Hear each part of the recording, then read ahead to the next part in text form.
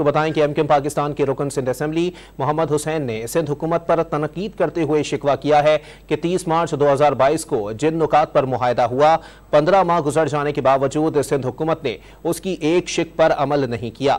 Sindh assembly میں press conference کرتے ہوئے انہوں نے واضح کیا کہ سندھ حکومت کے ساتھ MKM پاکستان کی صرف ورکنگ ریلیشن شپ ہے۔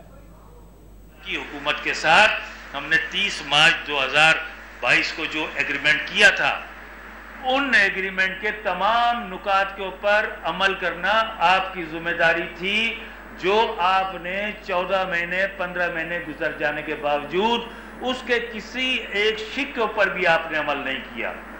اس سے بڑی آپ کے لیے شرمندگی کا مقام کیا ہے؟ یہ کہنا آپ کا بہت آسان ہے کہ ہم وفاق میں ہم ایک ساتھ ہیں، وفاق میں جس وجہ سے ساتھ ہیں اس وجہ کو آپ نے پوری کرنے کی کوشش نہیں کی۔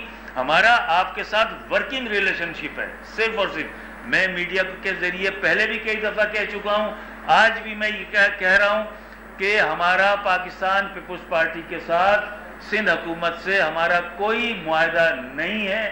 وفاق کے ساتھ جو معاہدہ ہوا ہے اس میں MKM پاکستان پیپلز پارٹی، مسلم لیگ نون، JUI فضل الرحمان گروپ صاحب اور بلوچستان کی پارٹیاں وہ اس کی سگنیٹری ہیں۔